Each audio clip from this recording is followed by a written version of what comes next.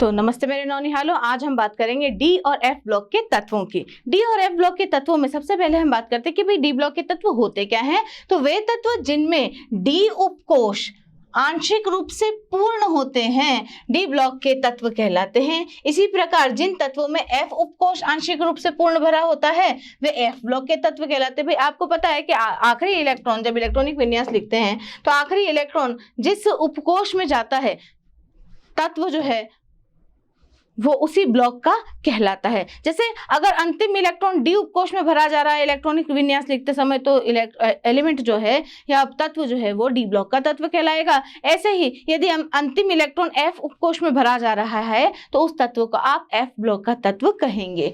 अब F block जो D block जो होता है वो आउटर मोस्ट शेल जो बाह्यतम कोष जो होता है जिसे हम एन से जानते हैं उससे एक अंदर वाला होता है, यानी कि इसको n-1 डी उपकोष कहा जा सकता है। और एफ उपकोष के अगर कहा जाए तो ये बाह्यतम कोष के अंदर से भी अंदर वाले कोष में उपस्थित होते हैं, इसलिए बाह्यतम कोष मतलब एन कोष n-2 जो उपकोष होता है वो n-2 एफ उपकोष कहलाता है। तो n-2 एफ उपकोष में यदि इलेक्ट्रॉन जा रहा है तो एफ ब्लॉक का तत्व और n-1 डी उपकोष में यदि इलेक्ट्रॉन जा रहा है तो वह डी ब्लॉक का तत्व कहलाएगा। अब डी ब्लॉक के जो तत्व होते हैं वो दीर्घाकार आवर्त सारणी में 3 से 12। अब आपको पता है कि आवर्त सारणी में कितने समूह पाए जाते हैं, 1 से लेकर के 18 तक समूह पाए जाते हैं। तो 3 से लेकर 12 समूह जो होता है वो डी ब्लॉक का समूह होता है। एस और पी ब्लॉक के तत्वों के बीच में इनको रखा जाता है, अतः इन्हें संक्रमण तत्व भी कहा जाता है। और एफ ब्लॉक की बात करें तो एफ ब्लॉक के तत्वों को आवर्त सारणी में नीचे जो 2 क्षैतिज पंक्तियां हैं उनमें रखा जाता है।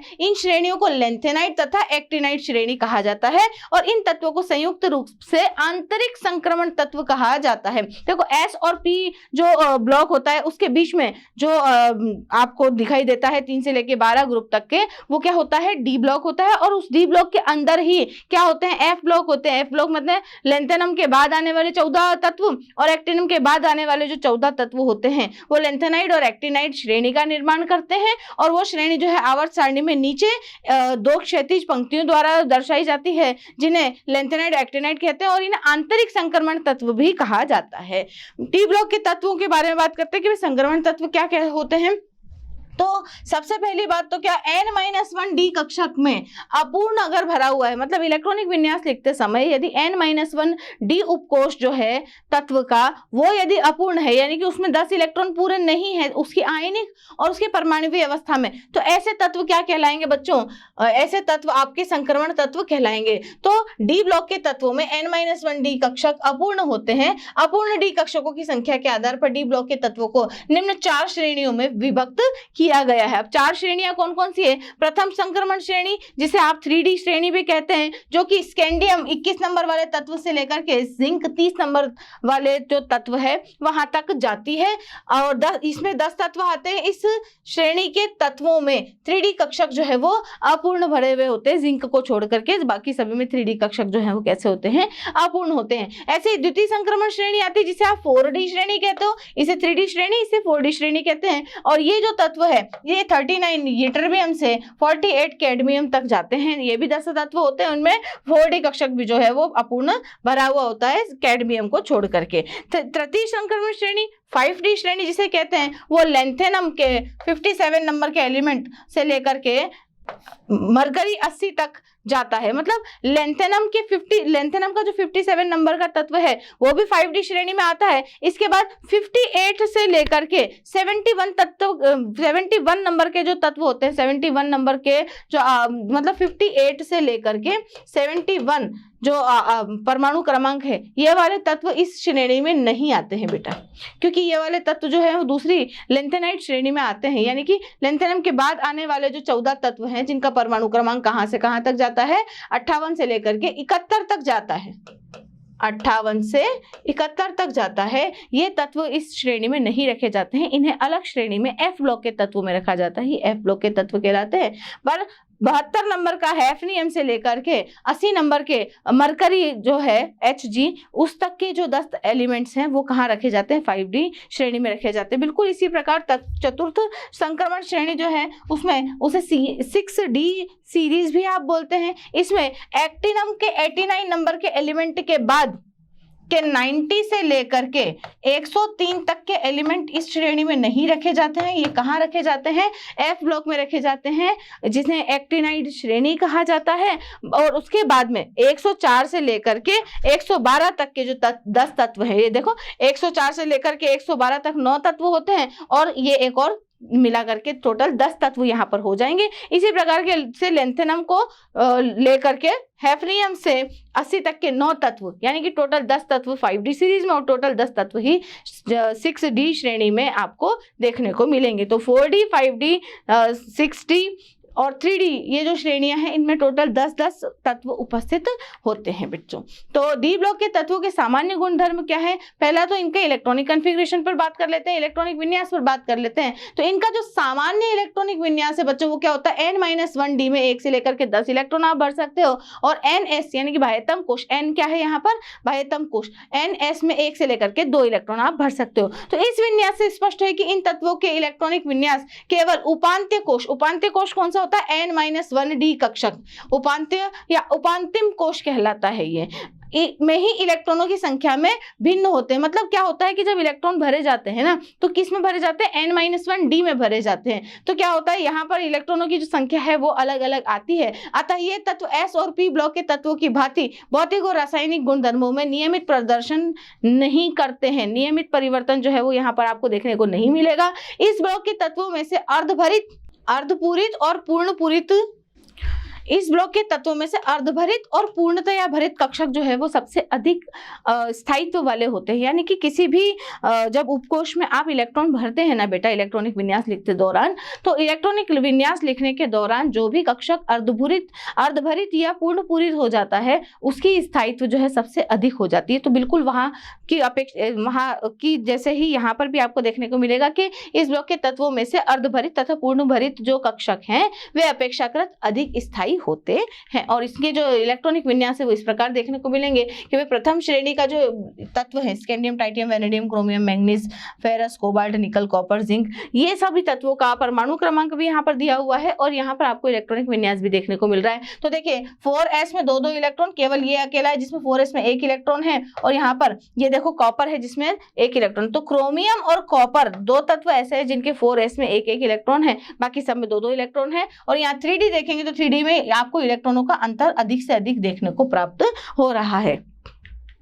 इसी प्रकार जैसे प्रथम संक्रमण श्रेणी का इलेक्ट्रॉनिक विन्यास है, बिल्कुल उसी प्रकार 4D संक्रमण श्रेणी के भी इलेक्ट्रॉनिक विन्यास आप यहाँ पर देख सकते हैं।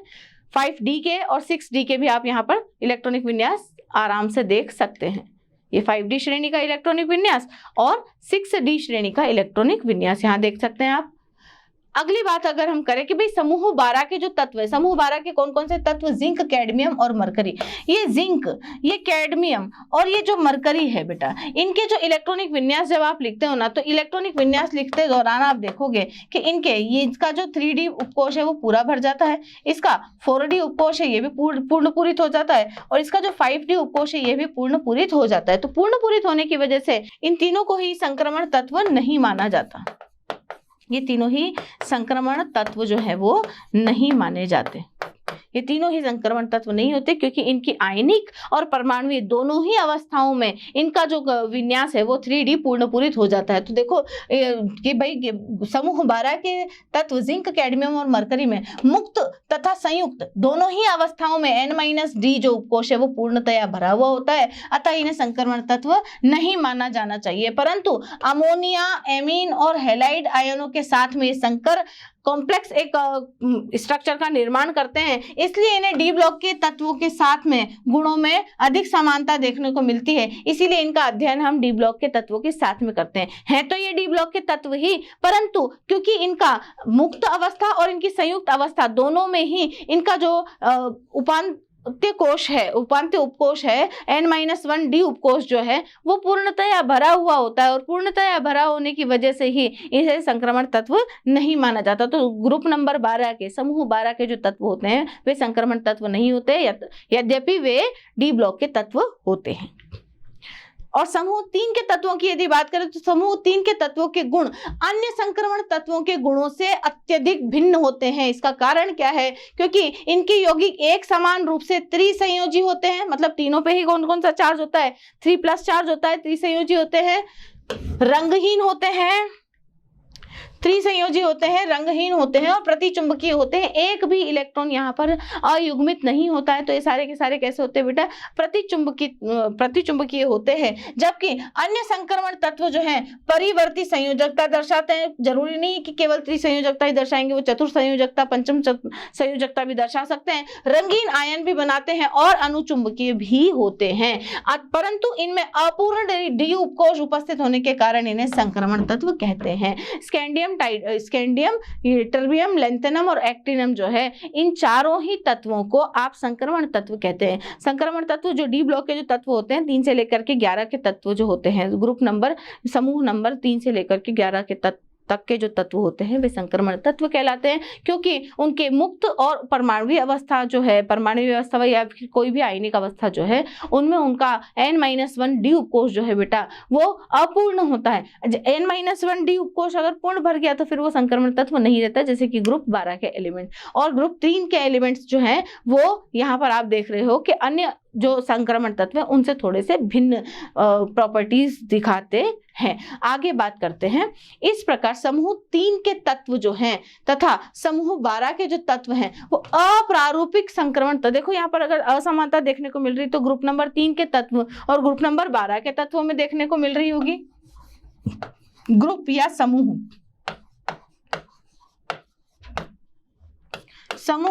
3 व 12 के जो तत्व होते हैं बेटा, इनको क्या कहा जाता है? अप्रारूपिक, नॉन टिपिकल एलिमेंट्स कहा जाता है। नॉन टिपिकल ट्रांजिशन एलिमेंट्स अप्रारूपिक संक्रमण तत्व कहा जाता है। अप्रारूपिक संक्रमण तत्व कहा जाता है, जबकि बाकी के जो तत्व हैं, जबकि अन्य संक्रमण तत्वों को प्रारूपी संक्रमण तत्व यानी कि समूह 4 से 11 तक के जो तत्व होते हैं उन्हें प्रारूपिक संक्रमण तत्व कहा जाता है। ये तो हुए अप्रारूपिक और ये हो गए प्रारूपिक। कारण क्या है वो हम आगे समझ चुके हैं। टिपिकल, ये बिल्कुल टिपिकल संक्रमण, जो बिल्कुल टिपिकल एकदम लाइन टू लाइन चलने वाले जो होते हैं वो टिपिकल एलिमेंट्स कौन कौन से? 4 से 11 तक के समूह वाले, और 3 और 12 वाला जो समूह है उन तत्वों को आप क्या कहते हैं? नॉन टिपिकल ट्रांजिशन एलिमेंट्स कहते हैं। अब इनके धात्विक गुणों या उनकी जालक संरचनाओं के बारे में बात कर लेते तो डी ब्लॉक के जो सभी तत्व होते हैं वो कैसे होते हैं? धातु होते हैं, क्योंकि इनमें उच्च तनन सामर्थ्य, उच्च तापीय स्थायित्व, उच्च विद्युत चालकता, धात्विक चमक, ये सारे गुण उपस्थित होते हैं। तो इन तत्वों के गलनांक और क्वथनांक एस और पी ब्लॉक के तत्वों से अधिक होते हैं, क्योंकि धातुओं के गलनांक और क्वथनांक अलग होते हैं। क्योंकि अपूर्ण डी उपकोष की उपस्थिति के कारण इनके मध्य धात्विक और सहसंयोजक बंध कार्य करते हैं, जिससे परमाणु अधिक दृढ़ता से बंधे होते हैं और उन बंधों को तोड़ने के लिए हमें अधिक ऊर्जा की आवश्यकता पड़ती है। इसलिए इनके गलनांक और क्वथनांक भी अलग अलग या उच्च होते हैं एस और पी ब्लॉक के तत्वों की अपेक्षा। जिंक, कैडमियम, मरकरी और मैंगनीज, इनको छोड़कर सामान्य ताप पर इनकी एक या एक से अधिक प्रारूपिक संरचनाएं होती हैं। जैसे कि आप ये देखो, यहाँ पर आपको प्रारूपिक संरचनाएं देखने को मिलेंगी। HCP हेक्सागोनल क्लोज पैकिंग या बॉडी सेंटर्ड क्लोज पैकिंग, और CCP का मतलब होता है क्यूबिक क्लोज पैकिंग, है ना। तो अलग अलग तरह की संरचनाएं आप लोगों को यहाँ पर देखने को मिल रही है। परंतु यहाँ देखिए, जिंक, कैडमियम, मरकरी, इनकी देखो आप एक्स अलग ही टाइप की, एक्स अलग ही टाइप की संरचना आपको देखने को मिल रही है। तो यहाँ पर अगर देखा जाए तो BCC का मतलब है काय केंद्रित घनीय संरचना, body centred cubic structure. HCP का मतलब होती है हेक्सागोनल क्लोजेस्ट पैकिंग, HCP षटकोणीय निविड़तम संकुलन, और CCP का मतलब होता है घनीय निविड़ संकुलन, क्यूबिक क्लोजेस्ट पैकिंग। और X यहाँ पर विशेष धात्विक संरचना है। तो यहाँ पर कहा भी गया है क्या कि भाई जिंक, कैडमियम और मरकरी जो है इनकी विशेष, जिंक, कैडमियम, मरकरी तथा Mn को छोड़कर सबकी प्रारूपिक संरचनाएं होती हैं। तो यहाँ पर जिंक, कैडमियम, मरकरी और ये मैंगनीज कहाँ गया, इस मैंगनीज, इनको छोड़कर बाकी सब जो है वो प्रारूपिक संरचना HCC या BCC या CCP इस तरह की संरचना प्रदर्शित करते हैं, जबकि ये जो है वो अलग ही टाइप की संरचना प्रदर्शित करते हैं, विशेष धात्विक संरचना जिसे कहा जाता है। एक नोट यहाँ पर आपको देखने को मिलेगा कि gold, platinum, silver, iridium, osmium आदि धातुओं को उत्कृष्ट धातुएं कहते हैं। उत्कृष्ट धातुएं ये बहुत मुश्किल से या ना के बराबर अभिक्रियाएं प्रदर्शित करती हैं, इसलिए इन्हें क्या कहा जाता है, उत्कृष्ट धातुएं कहा जाता है। कौन कौन सी, गोल्ड को, प्लैटिनम को, सिल्वर को, इरिडियम को और ऑस्मियम को। ठीक है, ये सब क्या कहलाती हैं, उत्कृष्ट धातुएं कहलाती हैं, नोबेल मेटल्स, उत्कृष्ट धातुएं। अब इनकी परमाणुविक त्रिज्या के बारे में बात कर लेते हैं बेटा। तो किसी श्रेणी में, यानी कि किसी भी संक्रमण श्रेणी, 3D श्रेणी, 4D श्रेणी, 5D श्रेणी, 6D श्रेणी, किसी भी श्रेणी में इन तत्वों की परमाणुविक त्रिज्याएं सामान्यतया समूह 3 से लेकर के 10 तक तो घटती हैं तथा इसके पश्चात श्रेणी के अंत तक क्रमशः बढ़ती है। यानी कि समूह 3 से लेकर के 10 तक तो कम हो जाएंगी, समूह 3 से लेकर के 10 तक तो ये कम हो जाएगी, और 10 के बाद में 11 और 12 समूह के बाद ये बढ़ती हैं, 10 के बाद में ये बढ़ना शुरू हो जाती है। तो परमाणु जो त्रिज्या है वो इस प्रकार से घटती और बढ़ती है। और इसका कारण क्या है बेटा, कि वे परमाणु क्रमांक में वृद्धि हो रही है, परमाणु क्रमांक में वृद्धि के साथ साथ क्या हो रहा है, प्रभावी नाभिकीय आवेश में भी वृद्धि हो जाती है। क्यों, क्योंकि जैसे ही परमाणु क्रमांक बढ़ता है प्रोटॉनों की संख्या नाभिक में बढ़ती है, जिससे प्रभावी नाभिकीय आवेश बढ़ जाता है, प्रभावी नाभिकीय आवेश में वृद्धि हो जाती है। और जब इलेक्ट्रॉनिक विन्यास लिखते हो तो इलेक्ट्रॉनों को कहां भरते हो आप, बाह्यतम कोश से एक अंदर वाले कोश में, यानी कि N-1 D उपकोश में जब आप इलेक्ट्रॉनों को भरते हो तो इलेक्ट्रॉन प्रवेश कराने के कारण इनका परिरक्षण प्रभाव भी बढ़ जाता है। परिरक्षण प्रभाव यानी कि बाह्यतम कोश के इलेक्ट्रॉनों पर नाभिक का जो आकर्षण है वो ना लगने देना। अब जितने ज्यादा इलेक्ट्रॉन अगर अंदर वाली कक्षा में, देखो बाह्यतम कोश ये रहा, इस बाह्यतम कोश के अंदर वाला जो कोश होता है, ये अंदर वाला कोश जो है बाह्यतम कोश के इलेक्ट्रॉनों पर नाभिक का जो आकर्षण है वो नहीं लगने देता है, क्योंकि यहाँ वाले जो इलेक्ट्रॉन है वो ये अंदर वाली जो कोश है उसके इलेक्ट्रॉन इस बाह्यतम कोश के इलेक्ट्रॉनों को प्रतिकर्षित करते हैं, जिसकी वजह से इस इलेक्ट्रॉन पर नाभिक का जो आकर्षण है वो नहीं लग पाता है, और यही प्रभाव जो है परिरक्षण प्रभाव कहलाता है। और डी ब्लॉक के तत्वों में हम देखते हैं कि जैसे जैसे परमाणु क्रमांक बढ़ता है नाभिक में प्रोटॉनों की संख्या तो बढ़ती है, साथ ही साथ इस वाली जो ये बाह्यतम कोश से अंदर वाली जो कोश है उसमें इलेक्ट्रॉनों की संख्या भी बढ़ती है, जिसकी वजह से परिरक्षण प्रभाव भी बढ़ जाता है। और परिरक्षण प्रभाव के कारण इलेक्ट्रॉनों को प्रतिकर्षित करने लगते, बाह्यतम इलेक्ट्रॉनों को प्रतिकर्षित करने लगते हैं इलेक्ट्रॉन, और N-1 D उपकोश में इलेक्ट्रॉनों की संख्या में वृद्धि के साथ परिरक्षण प्रभाव जो है वो बढ़ जाता है।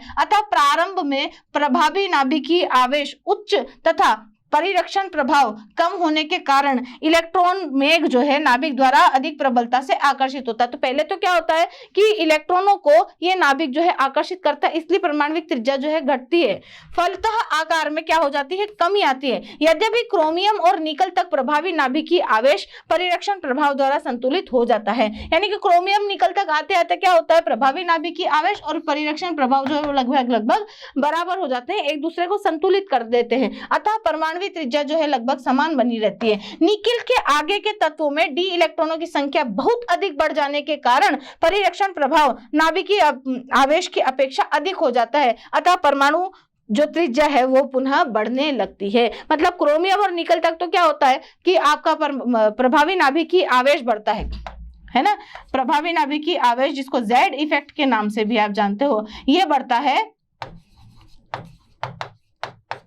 ठीक है, प्रारंभ में तो ये बढ़ता है, परंतु क्रोमियम और निकल तक आते आते ये क्या हो जाता है, परिरक्षण प्रभाव के समान हो जाता है, संतुलित हो जाता है। मतलब परिरक्षण प्रभाव और प्रभावी नाभिकीय आवेश आपस में एक दूसरे को क्या कर लेते हैं, संतुलित कर लेते हैं। तो Z इफेक्ट जो है वो शील्डिंग इफेक्ट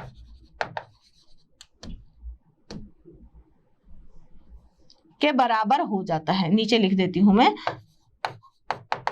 शील्डिंग इफेक्ट के लगभग बराबर हो जाता है। और निकिल के बाद में जो है शील्डिंग इफेक्ट का मान बढ़ने लगता है, जिसकी वजह से त्रिज्या का मान बढ़ जाता है।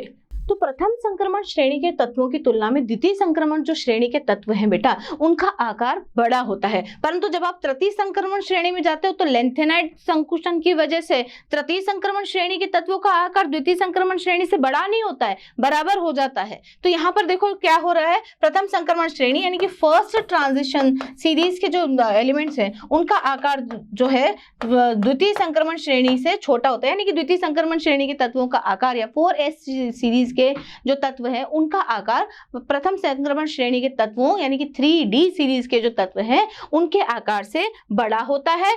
परंतु जो तृतीय संक्रमण श्रेणी है 5d सीरीज है ना, 3d सीरीज, 4d सीरीज और 5d सीरीज, इनके तत्वों का आकार जो है द्वितीय संक्रमण श्रेणी से अधिक नहीं होता है, लगभग बराबर हो जाता है। और इसका कारण क्या है बच्चों, लेंथेनाइड संकुचन, लेंथेनाइड संकुचन।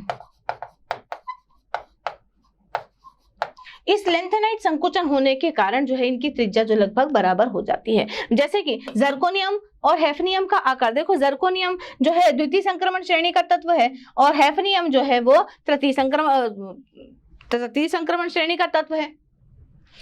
तो इन दोनों का आकार लगभग बराबर होता है। उसी प्रकार नायोबियम और टेंटेलियम का भी, मॉलिब्डेनम और वुल्फ्रामाइड का भी, टेक्नीशियम और रीनियम का भी जो साइज है वो लगभग बराबर होता है। इसीलिए इन सभी को क्या कहा जाता है, रासायनिक जुड़वां तत्व कहा जाता है। इन्हें ट्विन एलिमेंट्स या केमिकल ट्विंस भी कहा जाता है। तो ये तत्व समान त्रिज्या देखो, लगभग 160 पिकोमीटर्स का तो जर्कोनियम और 159 पिकोमीटर्स का हैफनियम होता है। तो इसके कारण समान भौतिक और रासायनिक गुणधर्म भी इनके होते हैं और उनको अलग अलग करना भी कठिन होता है। यदि समानता है तो गुणों में जो है आपको समानता देखने को मिलेगी, भौतिक गुण और रासायनिक गुण समान होंगे और भौतिक गुण रासायनिक गुण अगर समान हो रहे हैं तो इनको पृथक कर पाना बड़ा ही कठिन काम होता है। तो देखिए आप संक्रमण तत्वों के परमाणु क्रमांक और उनकी त्रिज्या के मध्य, त्रिज्या किसमें, नैनोमीटर में व्यक्त की गई है। तो आप देखो प्रथम संक्रमण जो श्रेणी है स्कैंडियम, टाइटेनियम, वैनेडियम, क्रोमियम, इसका जो ग्राफ है वो इस प्रकार से दर्शाया गया है, प्रथम संक्रमण श्रेणी का ग्राफ। द्वितीय संक्रमण श्रेणी के ग्राफ को ये और तृतीय संक्रमण श्रेणी के ग्राफ को सबसे ऊपर यहाँ पर इस प्रकार से प्रदर्शित किया गया है। तो ये एक ग्राफ है जो परमाणु क्रमांक के बढ़ने के साथ साथ त्रिज्याओं के और परमाणु क्रमांक के बीच में यहाँ पर लगाया गया है। देखो 0 से जो है वो प्रदर्शित किए गए फर्स्ट ट्रांजिशन सीरीज एलिमेंट्स, चौकोर जो डब्बा है इससे बनाए गए हुए हैं क्या, द्वितीय संक्रमण श्रेणी के तत्व, और एक त्रिकोण जो है इससे दर्शाए गए हैं तृतीय संक्रमण श्रेणी के तत्व और उनकी त्रिज्या है। और इनकी त्रिज्याओं का यदि पिकोमीटर्स में मान, परमाणविक त्रिज्या और धात्विक त्रिज्या का मान अगर देखा जाए तो इस सारणी से आपको देखने को मिलता है। अब बात करते हैं इनकी आयनिक त्रिज्या के बारे में। तो वही संक्रमण तत्वों के आयनिक त्रिज्याओं में भी परमाणविक त्रिज्याओं के मान के साथ जैसी ही आवर्तिता पाई जाती है। तो यदि धनायनों पर समान आवेश है, यानी कि संक्रमण श्रेणी के तत्वों के ऊपर समान आवेश है, +2 चार्ज है तो सभी के ऊपर +2 आवेश होना चाहिए, +3 है तो सभी के ऊपर +3 होना चाहिए। तो समान आवेश उपस्थित होने पर क्या होता है, परमाणु संख्या में वृद्धि के साथ साथ आयनिक त्रिज्याएं धीरे धीरे घटती हैं बेटा। मतलब क्या हो रहा है, समान आवेश वाले जो धातुएं हैं Mn+ जो धातुएं हैं, समान आवेश वाली जो धातुएं हैं, जैसे जैसे इनका परमाणु क्रमांक बढ़ता है, परमाणु क्रमांक में वृद्धि के साथ साथ, परमाणु संख्या में वृद्धि के साथ साथ आयनिक जो त्रिज्याएं हैं, रेडियस जो है, जो रेडियस ऑफ Mn+ है वो घटती है। रेडियस और परमाणु क्रमांक के बीच में इनवर्सली प्रोपोर्शनल का रिलेशन यहाँ पर होता है। संक्रमण तत्व भिन्न भिन्न ऑक्सीकरण अवस्थाओं में भिन्न भिन्न आयनिक त्रिज्याएं प्रदर्शित करते हैं, अर्थात ऑक्सीकरण अवस्था में वृद्धि होने पर आयनिक त्रिज्या के मान में कमी होती है। जैसे जैसे ऑक्सीकरण अवस्था बढ़ेगी, +1 +2 +3 +4 जाएगा, वैसे वैसे क्या होगा, आउटर बाह्यतम कोश में जो इलेक्ट्रॉन है उनमें कमी हो जाएगी, तो प्रभावी नाभिकीय आवेश जो है वो बढ़ जाएगा और प्रभावी नाभिकीय आवेश बढ़ने की वजह से जो साइज है वो छोटा होता चला जाएगा। तो आयनिक त्रिज्या के मान में कमी आती है जैसे जैसे ऑक्सीकरण अवस्था बढ़ती है। तो आप बोल सकते हैं कि जैसे जैसे ऑक्सीडेशन स्टेट जैसे जैसे बढ़ेगी, जो त्रिज्या है, आयनिक त्रिज्या है, रेडियस ऑफ Mn+, वो भी जो है वो कम होती जाती है। ठीक है। प्रथम संक्रमण श्रेणी के द्विआयनों की आयनिक त्रिज्या परमाणु क्रमांक में वृद्धि होने पर घटती है। भाई परमाणु क्रमांक बढ़ेगा तो सीधी सी बात है आयनिक त्रिज्या जो है घटेगी, क्योंकि चार्ज कैसा है, सब पर सेम है। परंतु त्रिधनायनों की स्थिति में ऐसा नहीं होता है। ऐसा क्यों? क्योंकि संक्रमण धातु आयन क्षार धातुओं की तरह पूर्णतया आयनित रूप में नहीं पाए जाते हैं। पूरी तरीके से जैसे संक्रमण, जैसे आपका प्रथम जो ग्रुप है जिसमें आपकी क्षार धातुएं पाई जाती हैं, वो क्षार धातुओं की अपेक्षा पूर्णतया आयनित नहीं होते हैं। तो संक्रमण धातु आयन जो है बनाते कैसे हैं आयन? संक्रमण धातु आयनों की त्रिज्याओं के मान जो है इनके जल योजित आयन, देखो जल योजित आयन या अन्य पाई इलेक्ट्रॉन ग्राही लिगेंडों से निर्मित संकुलों द्वारा निकाले हुए मान होते हैं। एग्जैक्ट मान यहाँ पर आपको प्राप्त नहीं होते हैं। इन संकुलों में डी उपकोष आबंध निर्माण में प्रयुक्त होते हैं। जो डी उपकोष है, डी उपकोष जो है आप जब बंध बनाते हैं तो जो संक्रमण श्रेणी के जो तत्व हैं वे अपने डी उपकोष को बंध बनाने में प्रयुक्त करते हैं। अब ये जो है डी उपकोष, इनका दो ऊर्जा स्तरों में विघटन हो जाता है, Eg और T2G। Eg में आते हैं dx² y² और dz², ये y² है, और T2G में आते हैं dxy dyz और dzx। टोटल जो डी उपकोष है वो दो भागों में विभक्त हो जाता है, और ये जो विभाजन है इसे क्रिस्टल क्षेत्र विघटन कहा जाता है, और ऊर्जा अंतराल जो इनके बीच में होता है उसे क्रिस्टल क्षेत्र विघटन ऊर्जा कहा जाता है, क्रिस्टल फील्ड स्प्लिटिंग एनर्जी कहा जाता है। मतलब धातु आयनों की आयनिक त्रिज्या जो है T2G और Eg उपकोषों के इलेक्ट्रॉन भरने के क्रम पर निर्भर करती है। यदि आने वाले इलेक्ट्रॉन पहले T2G में भरा जाता है तो आयनिक त्रिज्या बेटा कम हो जाएगी, और अगर आने वाला इलेक्ट्रॉन Eg उपकोष में भरा जाता है तो आयनिक त्रिज्या जो है वो अधिक हो जाएगी। यानी कि अगर इलेक्ट्रॉन जो है वो T2G में जाता है तो आयनिक त्रिज्या जो है उसमें कमी आएगी, आयनिक त्रिज्या का मान कम प्राप्त होगा। और यदि Eg में अगर इलेक्ट्रॉन जाता है तो आयनिक त्रिज्या का मान जो है वो बढ़ जाता है, यानी कि दोनों एक दूसरे के उल्टे उल्टे हो जाते हैं। तो Eg और T2G में इलेक्ट्रॉन भरने के क्रम के ऊपर भी आयनिक त्रिज्या जो है वो डिपेंड करती है इस प्रकार से। अब प्रथम संक्रमण श्रेणी की जो आयनिक त्रिज्या है वो इस प्रकार से आपको दिखाई हुई है कि टाइटेनियम सभी के ऊपर देखो समान द्विधनात्मक चार्ज है, और द्विधनात्मक चार्ज होने के साथ साथ उनके आयनिक त्रिज्याओं के मान में इस प्रकार से कमी आ रही है परमाणु क्रमांक बढ़ने के साथ साथ। आगे देखेंगे गलनांक और क्वथनांक के बारे में बात कर लेते हैं। संक्रमण तत्वों के गलनांक और क्वथनांक जो है एस ब्लॉक और पी ब्लॉक के तत्वों की तुलना में तो उच्च ही होंगे। क्यों उच्च होंगे? क्योंकि इनके मध्य प्रबलतम बल उपस्थित होते हैं जो परमाणुओं को आपस में बांध करके रखते हैं। ये बात हम पहले भी कर चुके हैं। जैसे जैसे डी इलेक्ट्रॉनों की जो संख्या है वो बढ़ती है, परमाणु के बीच सहसंयोजी आबंधों की संख्या जो है वो क्रोमियम, मोलिब्डेनम और वुल्फ्रामाइट, टंगस्टन तक बढ़ती है, जहां प्रत्येक डी कक्षक में केवल अयुग्मित इलेक्ट्रॉन होते हैं। मतलब यहां से लेकर के यहां तक जब आप आते हो तो डी उपकोष में जो है अयुग्मित इलेक्ट्रॉन 1 से लेकर के 5 तक के ही इलेक्ट्रॉन भरे होते हैं। अतः सहसंयोजी सहभाजन के अवसर सर्वाधिक होते हैं। यार एक बात मुझे बताओ कि भाई डी उपकोष में यदि अयुग्मित इलेक्ट्रॉन जितने ज्यादा होंगे, 1 अयुग्मित इलेक्ट्रॉन, 2 अयुग्मित इलेक्ट्रॉन, 3 अयुग्मित इलेक्ट्रॉन है, तो यहाँ पर सहभाजन की जो संभावना है वो तो इतनी सारी है 5, यानी कि किसी दूसरे तत्व का जो इलेक्ट्रॉन है वो यहाँ आकर के सहभाजित हो सकता है इस तरीके से। तो एक यहाँ पर यहाँ पर यहाँ पर यहाँ पर यहाँ पर सब जगह पर हो सकता है। तो जैसे जैसे अयुग्मित इलेक्ट्रॉनों की संख्या बढ़ती है सहसंयोजी सहभाजन का अवसर भी बढ़ता है, इसलिए जो आबंध जो है वो भी बढ़ते हैं। तो डी इलेक्ट्रॉनों की संख्या बढ़ने के साथ साथ परमाणुओं के बीच सहसंयोजी आबंध जो है उनकी संख्या जो है क्रोमियम, मोलिब्डेनम और वुल्फ्रामाइट तक बढ़ती है। यहाँ प्रत्येक डी कक्षक में अयुग्मित इलेक्ट्रॉन होते हैं, इसलिए सहसंयोजी सहभाजन के अवसर भी बढ़ते हैं। मैंगनीज में 5 अयुग्मित इलेक्ट्रॉन उपस्थित होने के बाद भी इनका अनापेक्षित निम्न गलनांक और क्वथनांक जो है, इसका कारण क्या है? इसकी विशेष संकुल संरचना इसका कारण होता है। इसलिए यह धात्विक व सहसंयोजक बंध बनाने में जो है असमर्थता प्रदर्शित करता है। आपने जब इनकी स्ट्रक्चर के बारे में, तो न तो मैंगनीज HCP, न CCP, न BCC किसी भी तरीके की जो संकुल अवस्था है वो प्रदर्शित नहीं कर रहा था, ये संकुल संरचना पर प्रदर्शित नहीं कर रहा था, ये एक विशेष ही संकुल संरचना का निर्माण कर रहा था, इसलिए सहसंयोजी आबंध बनाने में असमर्थ होता है। पर जिंक, कैडमियम और मरकरी में अयुग्मित इलेक्ट्रॉनों की जो उपस्थिति है वो बहुत कम देखने को मिलती है, या आप देखेंगे कि होती ही नहीं, क्योंकि इनका जो डी उपकोष है वो कैसा होता है, पूरी तरीके से भरा हुआ होता है। अब पूरी तरीके से भरा हुआ है तो इसका मतलब n-1 में कितने इलेक्ट्रॉन है बेटा, 10 इलेक्ट्रॉन। इसका मतलब अयुग्मित इलेक्ट्रॉनों की क्या है, अनुपस्थिति है। तो अनुपस्थिति के कारण डी इलेक्ट्रॉन धात्विक आबंध निर्माण के लिए तुरंत उपलब्ध नहीं हो पाते हैं। परिणाम स्वरूप धात्विक आबंध दुर्बल होते हैं, जिसके कारण इनके गलनांक तथा क्वथनांक भी जो होते हैं वो कैसे हो जाते हैं, कम हो जाते हैं। और परमाणु क्रमांक और गलनांक के ऊपर यदि आप एक ग्राफ देखें तो देखो, स्कैंडियम, टाइटेनियम, वेनेडियम और क्रोमियम तक तो ये परमाणु जो गलनांक है वो बढ़ता है, देन फिर मैंगनीज का कम हो जाता है, फिर वापस आयरन, कोबाल्ट, निकल का लगभग आयरन का बढ़ता है, फिर नीचे नीचे नीचे नीचे जा रहा है, और देखो जिंक का सबसे कम होता है। इसका कारण क्या है, क्योंकि धात्विक आबंध नहीं बनाते हैं। और इसी प्रकार से द्वितीय संक्रमण श्रेणी और तृतीय संक्रमण श्रेणी के बारे में भी आप यहाँ पर गलनांक और परमाणु क्रमांक में तुलना देख सकते हैं। और यहाँ पर इनके गलनांक और क्वथनांक को डिग्री सेल्सियस में भी प्रदर्शित किया गया है।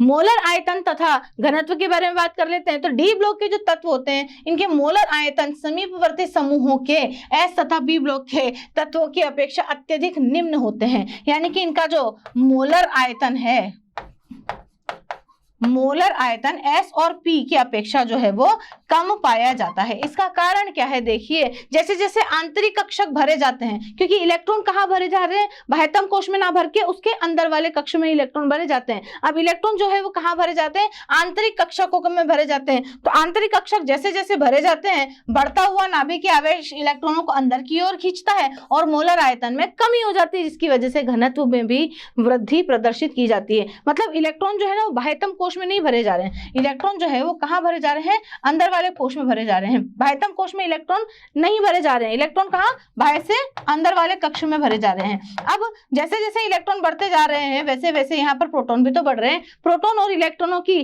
जो अन्योन्य क्रिया है, उसकी वजह से इलेक्ट्रॉन जो है प्रोटॉन की तरफ आकर्षित होगा तो ये अधिक पास पास आ जाएंगे, और अधिक पास पास आने की वजह से जो इनका घनत्व है वह बढ़ जाता है। तो किसी श्रेणी में बाएं से दाएं जाने पर घनत्व जो है वो क्रमशः बढ़ता है तथा श्रेणी के मध्य में यह अधिकतम मान प्राप्त कर लेता है। किसी समूह में नीचे जाने पर घनत्व में वृद्धि होती है, और ऑस्मियम का जो घनत्व है डी ब्लॉक के तत्वों में सर्वाधिक होता है। ऑस्मियम जो है उसका सबसे ज्यादा घनत्व यहाँ पर डी ब्लॉक श्रेणी में या डी ब्लॉक के तत्वों में पाया जाएगा। तो डी ब्लॉक के तत्वों के मोलर आयतन को यदि मिलीलीटर्स में और घनत्व को ग्राम सेंटीमीटर इनवर्स क्यूब में अगर देखा जाए तो देखिए, स्कैंडियम, टाइटियम, वेनेडियम, क्रोमियम, इस प्रकार से आपको अलग अलग तत्वों का यहाँ पर घनत्व और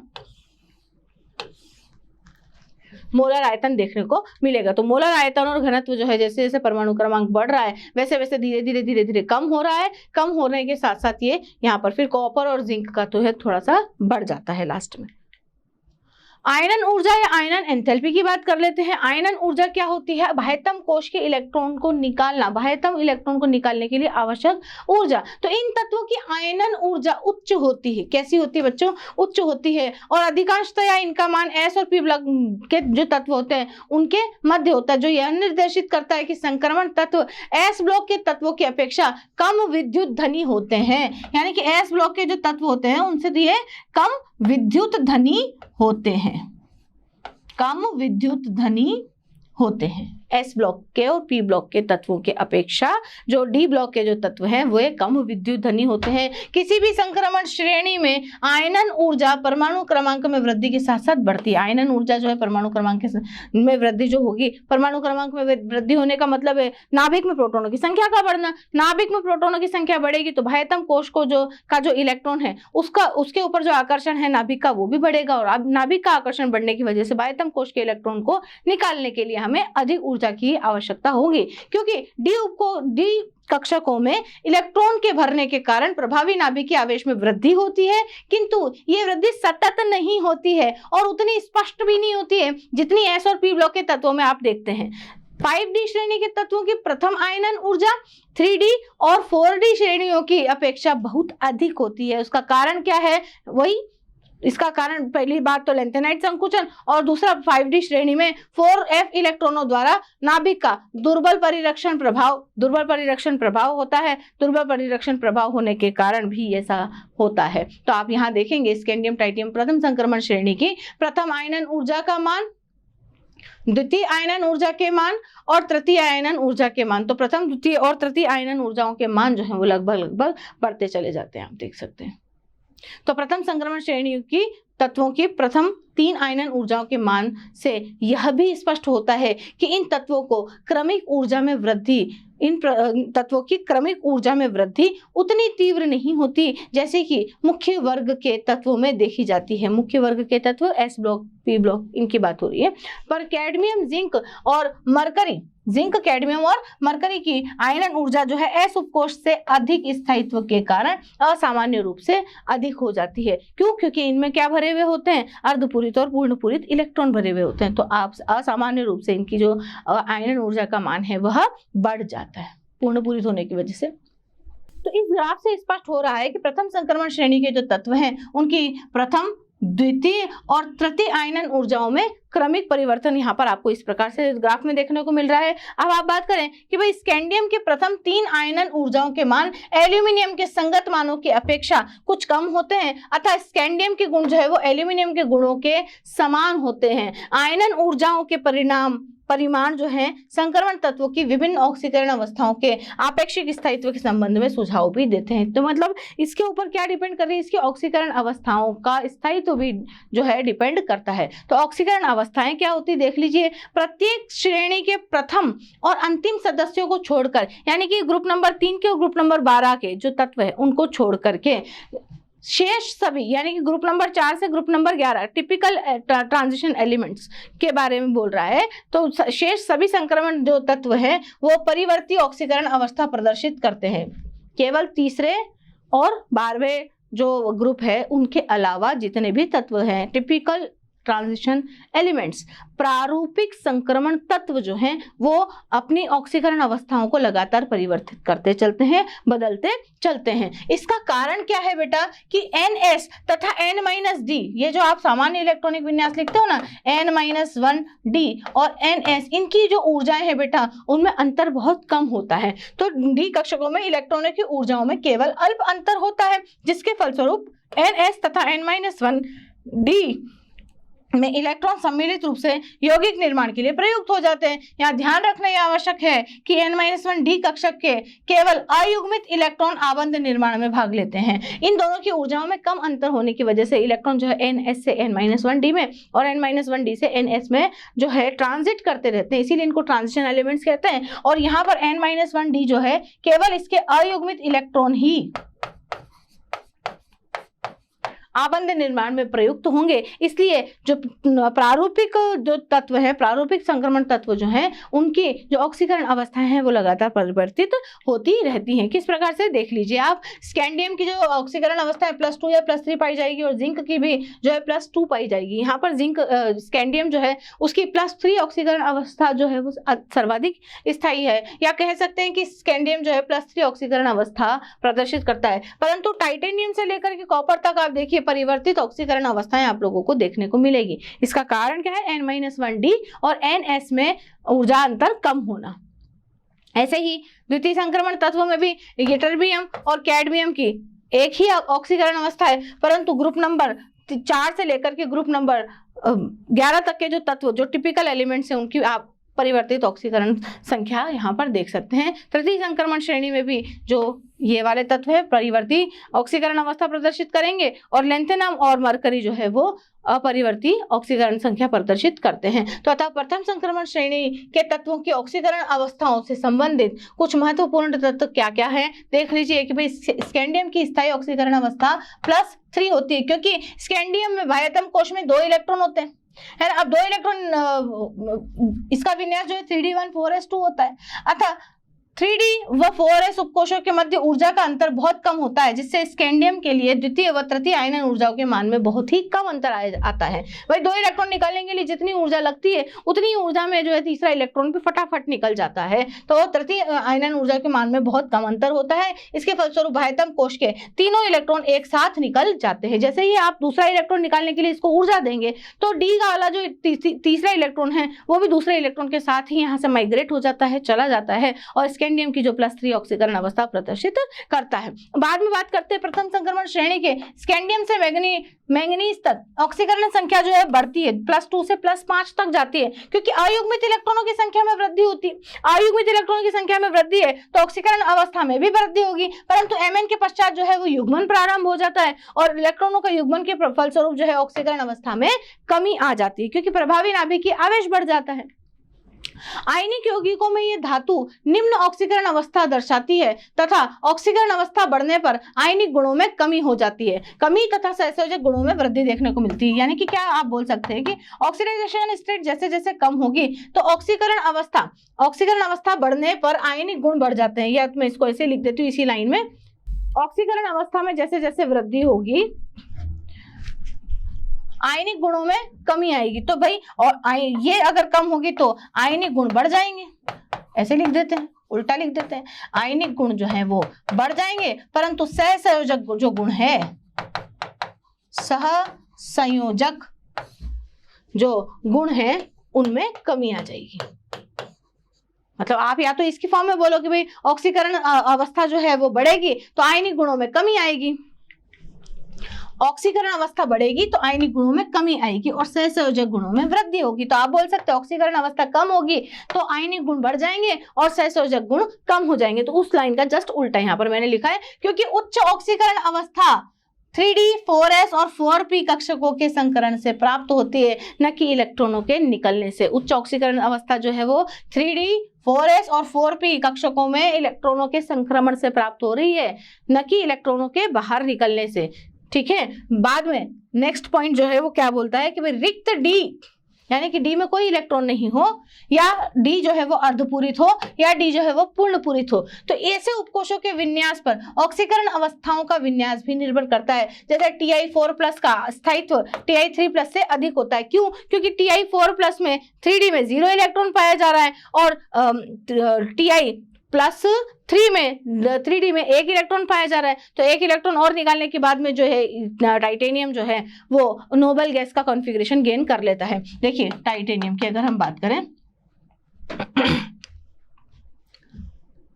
तो इसका कॉन्फ़िगरेशन होता है आर्गन 3d और 4s, इस प्रकार का कॉन्फ़िगरेशन होता है। आप देखिए अब इसमें क्या हो रहा है, इसमें 2 इलेक्ट्रॉन है और इसमें भी 2 इलेक्ट्रॉन है। अब आप जैसे ही 3d इसकी 4+ और 3+ ऑक्सीकरण अवस्था प्रदर्शित करना चाहेंगे तो टाइटेनियम की 3+ और टाइटेनियम की 4+ ऑक्सीकरण अवस्था में आप देखो कि ये 3+ का मतलब है कि आर्गन के 3d में 1 इलेक्ट्रॉन होना और आर्गन के बाद में यहाँ पर 3d में कोई इलेक्ट्रॉन ना होना। तो 3+ प्रदर्शित कर टाइटेनियम 3+ ऑक्सीकरण जो अवस्था है उसकी अपेक्षा टाइटेनियम की 4+ ऑक्सीकरण अवस्था ज्यादा स्थायी है, क्योंकि ये किसका आर्गन गैस का कॉन्फ़िगरेशन जो है वो प्राप्त कर लेती है, क्योंकि इसमें टाइटेनियम 3+ से अधिक स्थायी टाइटेनियम 4+ होता है, क्योंकि 3d में कोई इलेक्ट्रॉन नहीं होता है और ये किसका नोबल गैस का कॉन्फ़िगरेशन जो है वो प्राप्त कर लेती है। और Mn2+ का स्थायित्व जो है Mn3+ से अधिक होता है, क्योंकि इसमें 3d5 विन्यास पाया जाता है, तथा Ag+ का स्थायित्व Ag2+ से अधिक होता है, क्योंकि इसमें भी 3d10 विन्यास पाया जाता है। यानी कि या तो D में कोई इलेक्ट्रॉन ना हो, या D अर्धपूरित हो, या D पूर्ण पूरित हो। तो ऐसी अवस्थाएं जब भी आती हैं तब जो ऑक्सीकरण अवस्था है उसका स्थायित्व बढ़ जाता है। संक्रमण तत्वों में वर्ग में ऊपर से नीचे की ओर चलने पर निम्नतम ऑक्सीकरण अवस्था का स्थायित्व घटता है और उच्चतम ऑक्सीकरण अवस्थाओं का स्थायित्व बढ़ता है। यानी कि आप जब एक संक्रमण श्रेणी के ऊपर से नीचे की तरफ आते हैं, स्कैंडियम ऐसे स्कैंडियम, इटर्बियम, लेंथेनम और एक्टिनम, इस तरीके से जब आप ऊपर से नीचे आते हैं तो निम्नतम ऑक्सीकरण जो अवस्था है उसका स्थायित्व घट जाता है, जबकि उच्चतम ऑक्सीकरण अवस्था का स्थायित्व जो है वो बढ़ जाता है।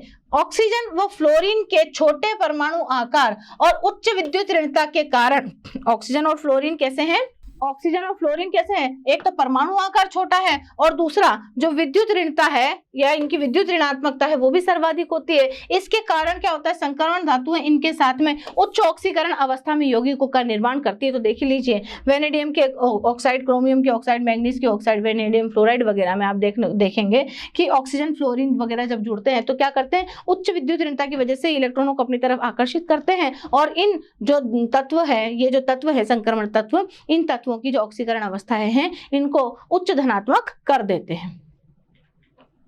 संक्रमण धातुओं के ऑक्साइड अम्लीय, क्षारीय और उभयधर्मी प्रकृति के हो सकते हैं। अर्थात संक्रमण धातुओं के ऑक्साइड जो है निम्न ऑक्सीकरण अवस्था में तो क्षारीय होंगे, यानी कि लो ऑक्सीकरण अवस्था में तो ये कैसे होंगे बच्चों, क्षारीय होंगे। उच्च हाई ऑक्सीकरण अवस्था में, हाई ऑक्सीकरण अवस्था में तो ये कैसे होंगे, अम्लीय होंगे और इनके बीच में जो ये होंगे उभयधर्मी होंगे। आप देखिए यहाँ पर मैंगनीज के अलग अलग ऑक्साइड्स में मैंगनीज की ऑक्सीकरण अवस्था +2 है, यहाँ पर मैंगनीज की ऑक्सीकरण अवस्था +4 है और यहाँ पर मैंगनीज की ऑक्सीकरण अवस्था +6 है। तो +2 निम्न ऑक्सीकरण अवस्था, इसलिए क्षारीय प्रकृति का होता है मैंगनीज ऑक्साइड। अगर इसकी बात करें +6 अवस्था होने की वजह से ये जो ऑक्साइड है मैंगनीज का, ये अम्लीय प्रकृति का होता है और इनके बीच में उपस्थित मैंगनीज का ये वाला जो ऑक्साइड है ये उभयधर्मी प्रकृति का पाया जाता है। तो ऑक्सीकरण अवस्थाओं का स्थायित्व निम्नलिखित कारक जो है उन पर निर्भर करता है। पहली बात तो आयनिक त्रिज्या पर निर्भर करता है, इलेक्ट्रॉनिक विन्यास, आयनन एंथैल्पी, विलायकों की प्रकृति, अम्लीय और क्षारीय माध्यम, धातु आयन से संयोग करने वाले ऋणायन और लिगेंड की प्रकृति, इन सभी बातों पर जो है अवस्था, ऑक्सीकरण अवस्थाओं का जो स्थायित्व है वह डिपेंड करता है। अब हम बात करते हैं मानक इलेक्ट्रोड विभव की। मानक इलेक्ट्रोड विभव जो है वो क्या होता है कि समस्त संक्रमण धातुओं के E0 का जो मान होता है हाइड्रोजन की अपेक्षा निम्न या ऋणात्मक होता है, अतः समस्त संक्रमण तत्व जो है ऋणात्मक अपचयन विभव के कारण तनु अम्लों से हाइड्रोजन मुक्त कराती है। तनु अम्ल जितने भी होंगे उनसे ये हाइड्रोजन मुक्त कराने का काम करेगी क्योंकि इसके लिए ऋणात्मक अपचयन विभव पाया जाता है।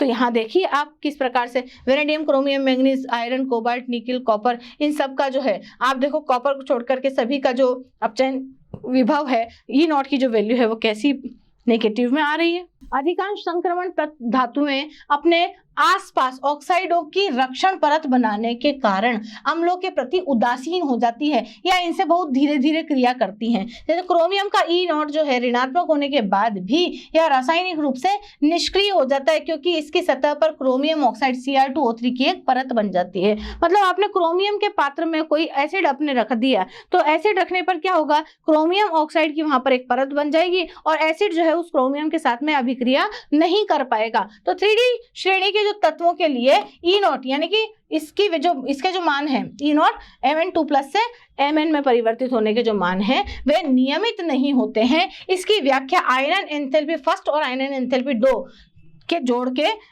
अनियमित परिवर्तन तथा ऊर्ध्वपातन एंथैल्पी के द्वारा की जाती है जो मैंगनीज तथा वेनेडियम के लिए आपेक्षिक रूप से अत्यधिक कम पाई जाती है। बात करते हैं उत्प्रेरक गुणों की, क्योंकि उत्प्रेरक क्या होते हैं तो परिवर्तित संयोजकता यानी कि संयोजकताओं का बार बार परिवर्तित होना और रिक्त डी कक्षकों का उपलब्ध होना, ये दो कारक ऐसे हैं जो इनके अंदर उत्प्रेरक की गुण जो है वो उत्पन्न करते हैं। तो परिवर्तित संयोजकता तथा उपलब्ध रिक्त डी कक्षकों की उपलब्ध रिक्त डी कक्षकों की उपस्थिति के कारण, यहां मैं लिख देती हूं उपस्थिति